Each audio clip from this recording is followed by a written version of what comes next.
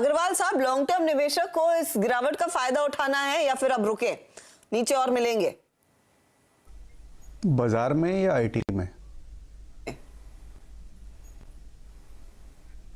Technology कंपनियों में अग्रवाल जी। Hello, ठीक। मुझे लगता है कि जो दिग्गज कंपनियां हैं ना, खास करके इन्फोसिस, विप्रो, टीसीएस, इस लीग की जो कंपनियां हैं वहाँ बिल्कुल ध्यान देना चाहिए। किसी का लंबी अवधि का नज़रिया हो और कुछ निवेश करना चाहता हो तो इस टारगेट भाव में बिल्कुल निवेश करना चाहिए। सही बात है कि रुपए में या डॉलर में थोड़ी दिक्कतें चल रही है, एट्रिशन रेट हाई है और जो रिसेशन की बातें चल रही है, हो सकता है उनके ऑर्डर इनफ्लोज भी कम हो जाए। बट हमें ये नहीं भूलना चाहिए कि मैनेजमेंट ने अभी तक ऐसे ही अपनी कमेंट्री में कोई बात नहीं कही है जिससे ऑर्डर इनफ्लोज में कमी या डिमांड में कमी दिख रही हो। दूसरी सबसे बड़ी बात है, जो मैक्सिमम ये लार्ज कैप कंपनीज़ हैं, इनके बाईबैक साल दर साल आते हैं और अगर मेरा अंदाज सही है तो वो इनकी जो 1 ईयर की लॉक इन होती है वो ऑलमोस्ट या तो सबकी ख़त्म हो गई है या एक आध महीने में ख़त्म हो जाएगी।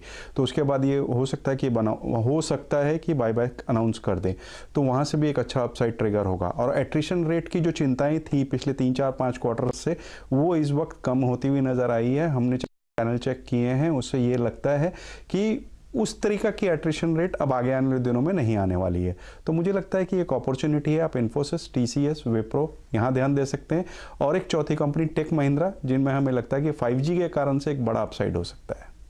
स्पेस में बहुत ज़्यादा काम और कई सारे ऑर्डर्स टेक महिंद्रा के आते हैं, तो जो भी ये ट्रांसफॉर्मेशन होता है, मुझे याद है 2G से 3G में जब हम जा रहे थे, 3G से 5G में जा रहे थे, इनफैक्ट जब हम 4G में उतरे थे तब तो टेक महिंद्रा के पास वो 6G वाले क्लाइंट्स के ऑर्डर आ रहे थे, जो ग्लोबल इनके क्लाइंट्स है, तो आगे काम करती है। तो क्लियरली यहाँ पर एक अच्छा खासा पोटेंशियल होगा, तो डिप्स पे आप कंसिडर कर सकते हैं स्टॉक्स को लेना।